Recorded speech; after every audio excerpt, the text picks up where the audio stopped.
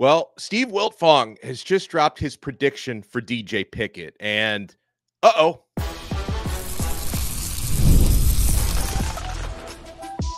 You are Locked On Canes, your daily podcast on the Miami Hurricanes, part of the Locked On Podcast Network, your team every day. Happy Truth Teller Tuesday. I'm Alex Donno, University of Miami alumnus, writer for allhurricanes.com and co-host of Locked On ACC. Thank you so much to the everydayers for making Locked On Canes your first listen and your first watch today. We're available free wherever you get your podcasts. We're free on YouTube. We're part of the Locked On Podcast Network, your team every day. Today's episode is brought to you by Game Time. Download the Game Time app, create an account, and use code LOCKEDONCollege for $20 off your first purchase. Terms apply.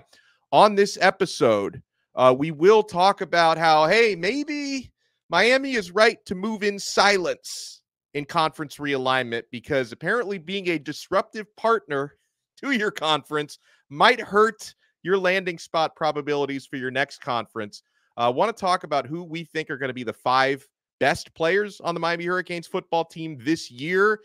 And yeah, we have to talk recruiting, and we're going to open up with that here as we have the truth teller with us, Bruce Warner. So, Bruce, I feel a little bit betrayed by Steve Wiltfong. So, Wiltfong, the last few days, he's been on all these shows, the Wiltfong whip around. He's talking about how, hey, Miami is really making a push for DJ Pickett. I was watching the Wiltfong whip around on Monday, and he said, don't be surprised if by Wednesday, Miami could be the RPM prediction machine leader to land DJ Pickett. And then on Tuesday morning, Wiltfong dropped his prediction for Pickett to land at Oregon.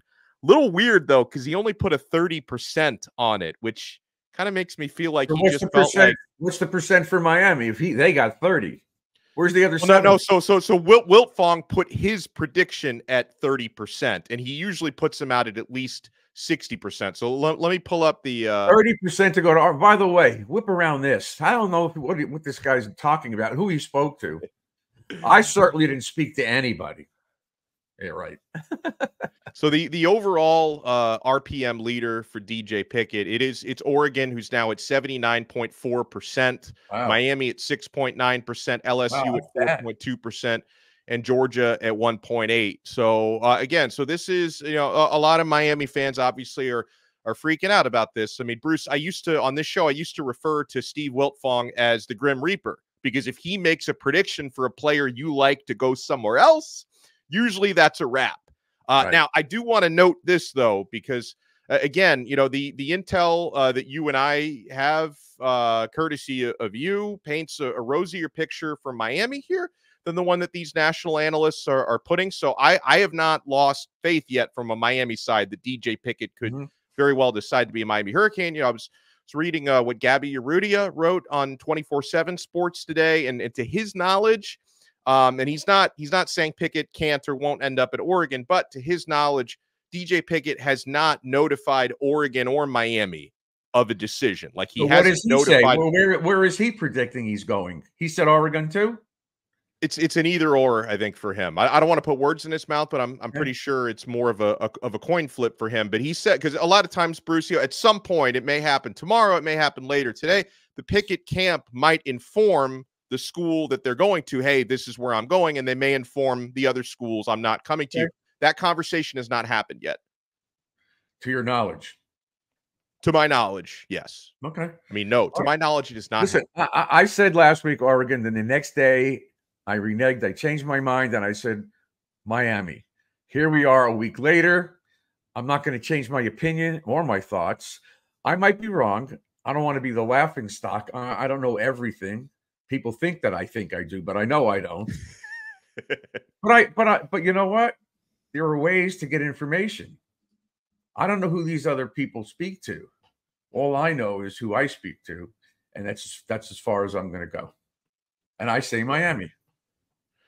Yeah, and there's definitely, as far as who these people speak to, obviously they may have sources in the recruiting departments and coaching staffs of these schools, and so there definitely seems to be confidence on both sides. Like it seems like I keep hearing from the Miami side of it they're very confident in the pitch that they've made to DJ, which has come over a very long period of time. They've been recruiting this young man for years, that they feel confident in the pitch that they presented, and they feel comfortable that they've done everything that they can to this point to land this player. Now, no matter what DJ decides tomorrow, Bruce, whether he says I'm going to Miami or he says I'm going to Oregon, they're going to continue recruiting him up until National Signing Day, because that's the reality of a 5-star prospect. But I think Miami feels comfortable with what they've done in his recruitment, and I definitely think Oregon feels comfortable in how they presented their school to him. So then what are the factors you look at? Money? You think there's a significant money difference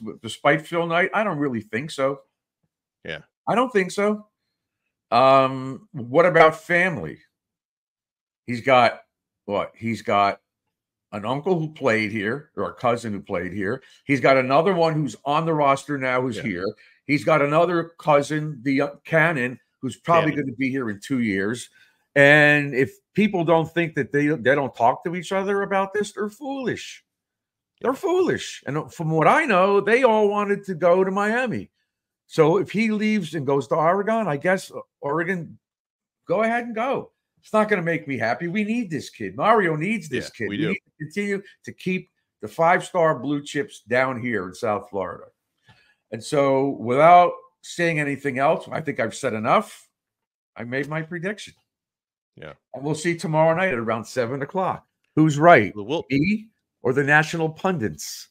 Whatever the hell a pundit is, I don't know. I don't but know. Like it's like a fake name for an expert or whatever. A pundit. Pundit is. So the Wiltfong RPM is for Oregon. The Truth Teller RPM is for Miami. And I've got my RPM on Miami as well. Yeah, and it's going to be a roller coaster. Yeah, I'm not changing my opinion. And maybe tomorrow after they make the announcement, if it is Miami, yeah, we're going to have a special guest on. We've already spoken to that person. They're going to come on and talk about it. Right. This could yes.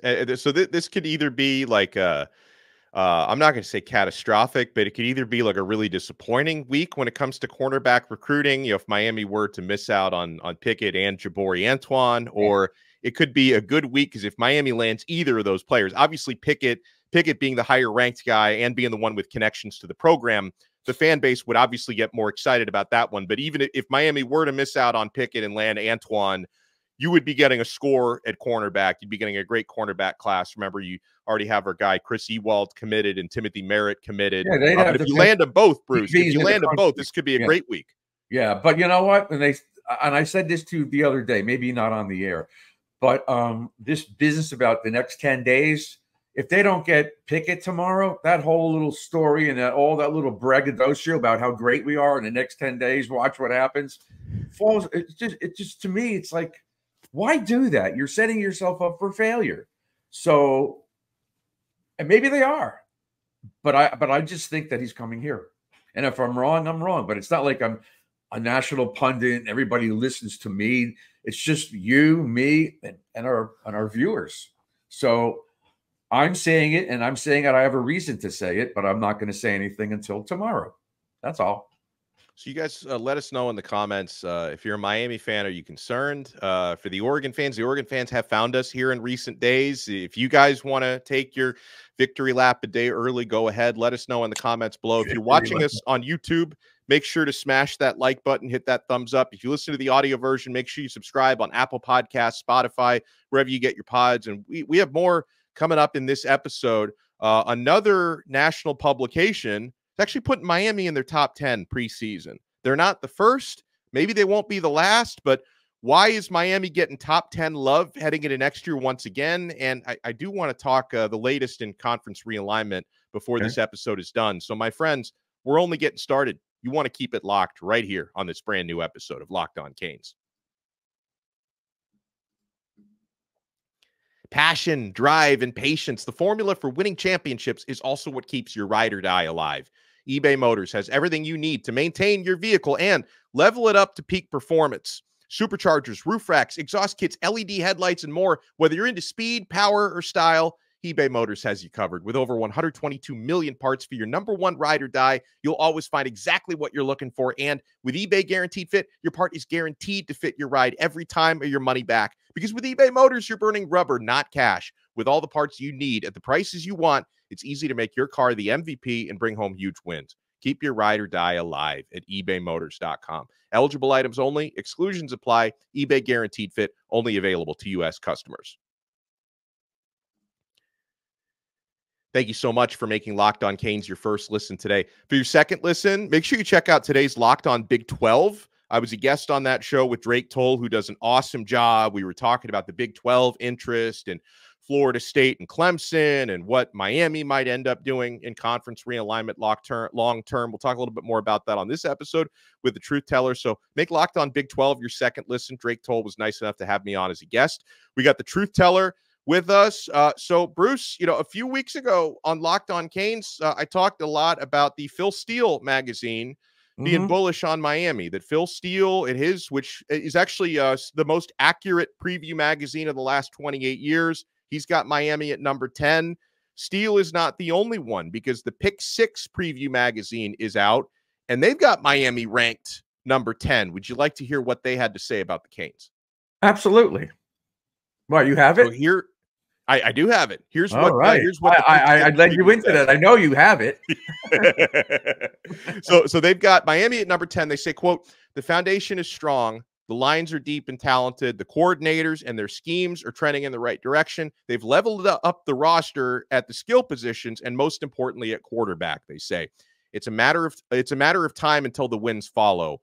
They noted that in 2022, Tennessee led a great revival season. In 2023, it was Texas. Next up is Miami, they said. There you go. So they are ready to win in the ACC and return to the national stage. They say Cristobal has built up their strength in the trenches and packed the roster with consecutive top 10 high school recruiting classes and top 10 transfer hauls, with Florida State sending most of their starting lineup to the pros and Clemson receding from the dynasty tier. The ACC is wide open for the taking. Miami placed in the top 15 in all but one of my national unit rankings. This is a complete team, and they are ready for a breakthrough. And Miami, by the way, ranks a spot ahead of Florida State, who's number 11, and Clemson is at number 14. So Pick 6, they're high on Miami the same way Phil Steele was. I saw on YouTube they had something about the playoffs. They had Miami in the playoffs playing Mississippi in the first round, and they lost 24-17.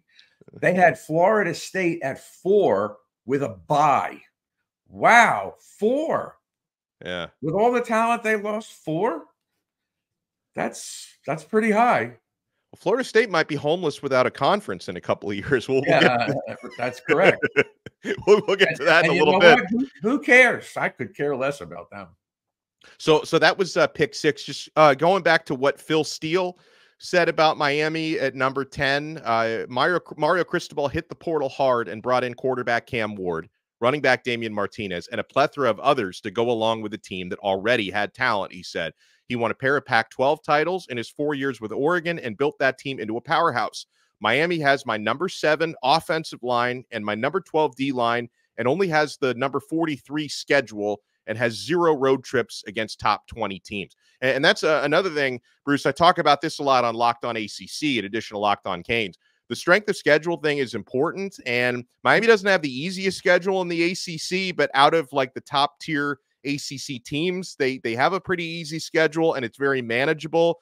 You don't have Clemson on the schedule this year. You don't have NC State on the schedule this season. And I don't think they have North Carolina either. Yeah, I don't think so. But Louisville's a road game. They don't have Louisville in the top 20? No. So maybe we won't lose that game. Yeah. A lot of people are saying that's a tough game because they got Louisville at number 23 is where they have it. And NC State at 24, who we don't play. Right. But we have Louisville, then Florida State. Yeah, that's a tough stretch for sure. But I'd rather have it like that than the other way around, because we always bomb after we play Florida State. We just fall apart. So I'd rather have it that way. But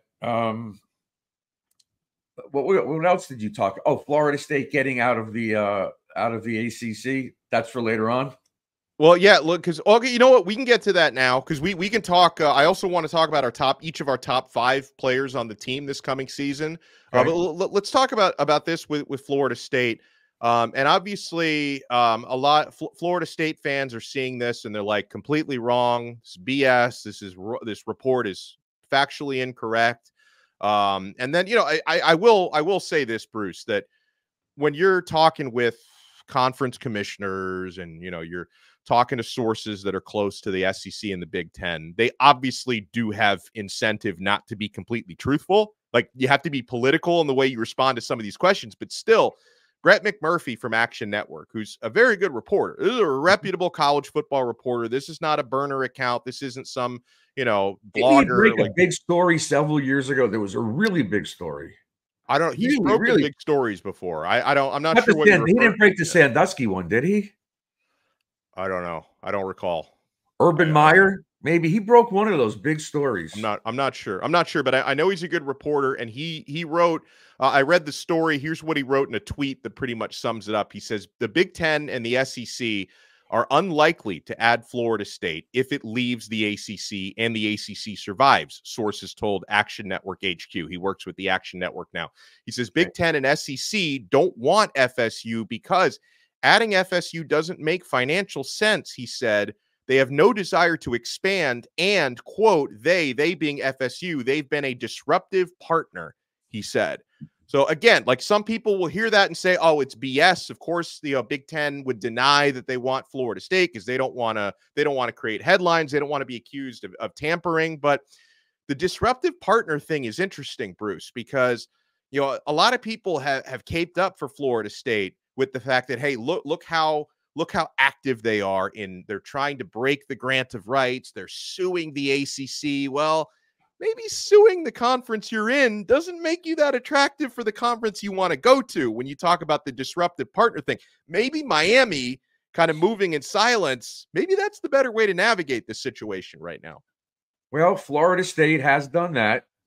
They kind of mouthed off about getting left out last year of the playoffs. They have a history of guys that have had a lot of criminal issues up there. They covered it up for a long, long time.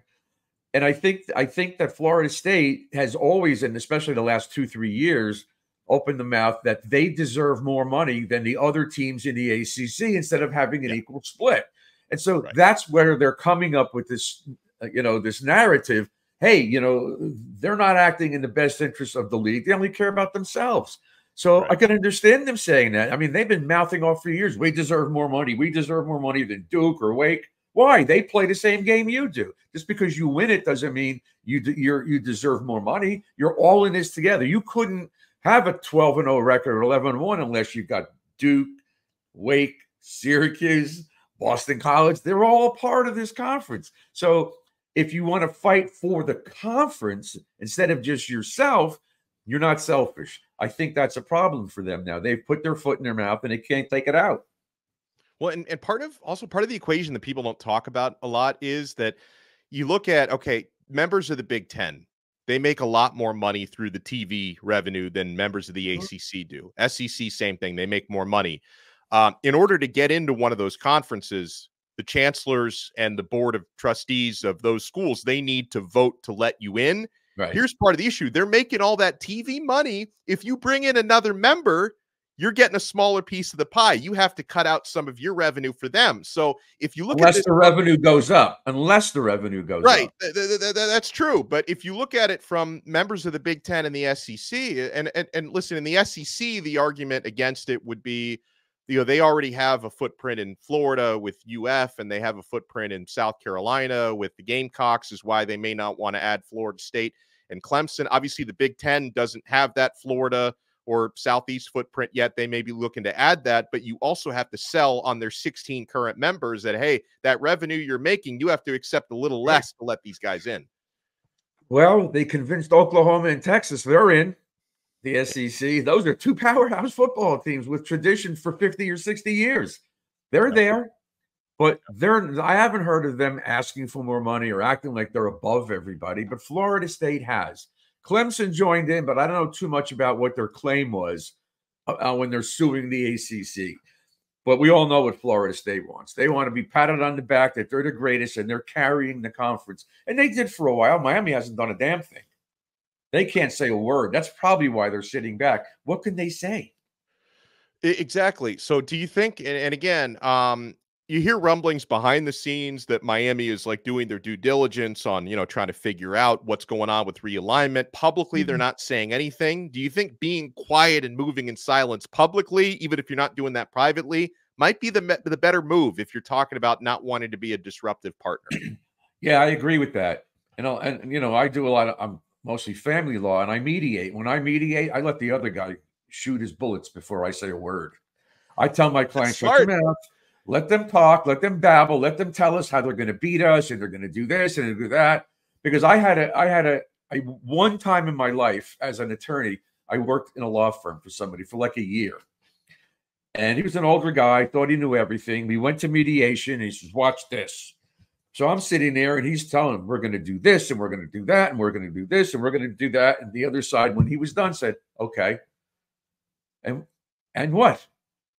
And I said, and what? What else? He says, that's it. I said, so you shot all your bullets. They're not scared. So if we separate and we come back in an hour, what are you going to tell them? You've already blabbed the whole, whatever it was more like threats. I'm going to do this. I'm going to do that. I don't do that. I sit back, let them shoot their bullets, and then I react to what they want. And sometimes I say, well, that's not good enough. Let's go home. I walk out.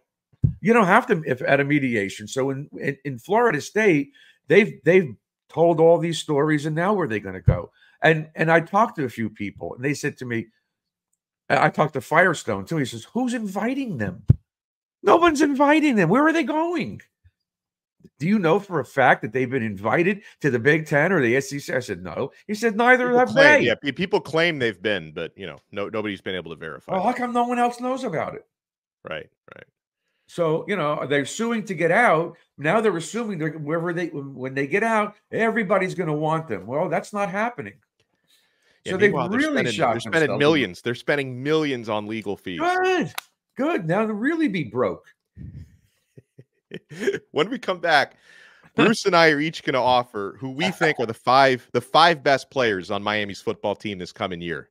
Don't go anywhere. You want to keep it locked on. Ray Lewis, Warren. Well, I mean current players. Okay. You did an all-time list? No, I'm only kidding. Okay, good. We'll be back. I know what you meant. I'm only kidding.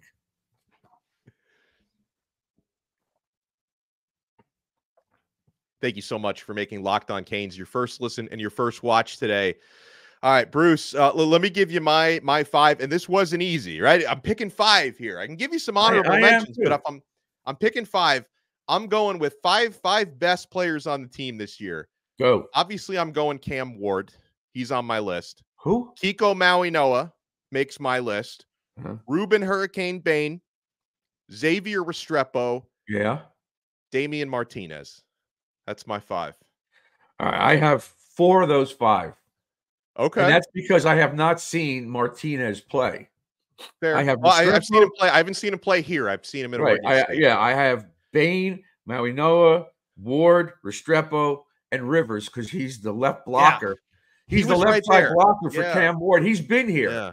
So I can't say Damian's better than him because I haven't seen the guy play. Now, on my subsequent list, I have come, like below those guys.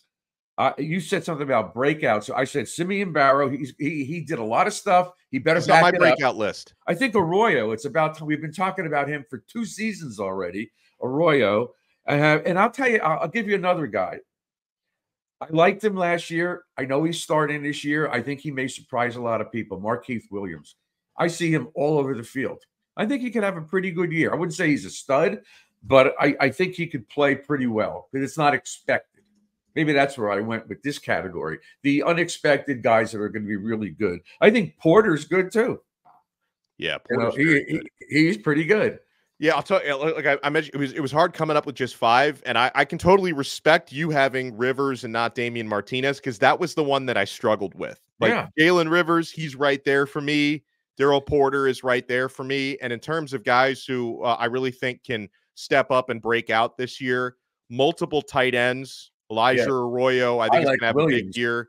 Healthy now. Riley Williams as well. Elijah Lofton, I think, could be a breakout guy this year.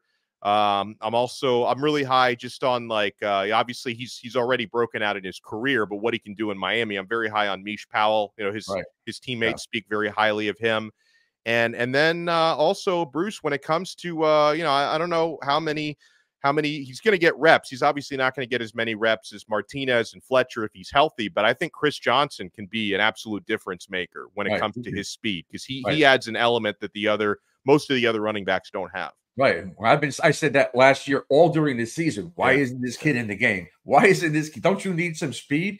So yeah, I agree with all those players. I'm going to continue to back up Rivers over Martinez, because I believe that if Fletcher's healthy, it's not going to be a big difference. While he may or may not play, but if Rivers doesn't play, but Martinez does, you're screwed. I think you're screwed, because there's really nobody and honestly, left tackle. Yeah, and when you're talking about value to the team, another guy is worth bringing up, Andy Borregales. Oh yeah, when you're talking about value to the team, because you could be in situations. I mean, think about how many Miami versus FSU games have come down to field goal kickers, right? You need a game-winning kick. You're lining up automatic Andy from 50 yards. You better believe if he makes that kick, we're going to be celebrating him. Right. That's all good though. But you know what? The guys that we have here, only one of them, Ward, came from another school. So we have 4 of the 5 on my list. Except for, me from Martinez as well. But right, that were here last year. But it's just the general consensus is this team has depth everywhere now. They really do. Yep. Except all these young kids we just got, they won't be here this year. That's for the year after next, right? Yeah, that's right. Pickett's still in high school next year, isn't he? Yeah, he is. That's right. Can't talk. Doing my show. My daughter. She handled that like a boss. 6,000 times a day she calls me. What's up? Oh man, that's great. What's up? What's up? I'll let you go call her now, because I got nothing else to say. So I hopefully again, you and I we're gonna speak again tomorrow night. Good or bad news? Now I lost my headpiece. What happened? Your headpiece? Yeah, good or bad news. We're going to talk tomorrow night after the DJ Pickett decision. Again, Steve Wiltfong dropped just a 30% RPM on Oregon. That doesn't sound too significant to me. And if Pickett picks Miami, we could say who's going to be the guest. It's okay. I don't think it's a problem, right? You let me know. You're the one who booked him. I booked him. I didn't book him. I don't know if he's coming on if he doesn't pick. But his cousin, Booker Pickett Sr., is going to be on the show. Isn't that his uncle? It's his uncle, and then Booker. No, he says it's his cousin. He says that was Tolbert Bain is the cousin of Ruben. I think. He's the cousin, but I think I also said this was a nephew, and he said no, it's a cousin. Oh, really? Yeah. Is he even related to him? Can we confirm that? No, he is. I'm just joking. Yeah, he's related to him. I think the kid's father's Damien. These guys, they talk. Anyway, I don't know if he's coming or not, but I know if he's coming and he commits, we're gonna have Booker Pickett Sr. on here. So have you played the new college football video game yet? What's that? The video game, College Football 25, EA Sports. It came out yesterday. No, I don't play that stuff. I don't really do. I never really, to this day, and I'm 70. I've never bet on a sporting event ever. I don't know any bookies, and I just don't. I'd rather spend my money on my family and my grandchildren than that, because there's nothing worse for me than to lose money. I mean, I'll go to the casino and I'll play blackjack, but I just don't bet on the sporting events, because then I wind up rooting against the teams I want to win, and I don't like it. So I just don't bet. But no, I don't do that stuff. Wow, look at you. When I was younger, I played Stratomatic baseball, which was from the 1960s. Which was like what, hundreds and hundreds of years ago. The dinosaurs just left the earth. And then I was all right. So for the rest of the night, I'll be playing college football 25. Bruce will spend the rest of his night playing Stratomatic baseball, and we will talk to you guys again next time on another episode of Locked On Let's Canes. hope tomorrow we're smiling. Part of the awesome Locked On Podcast Network, your team every day.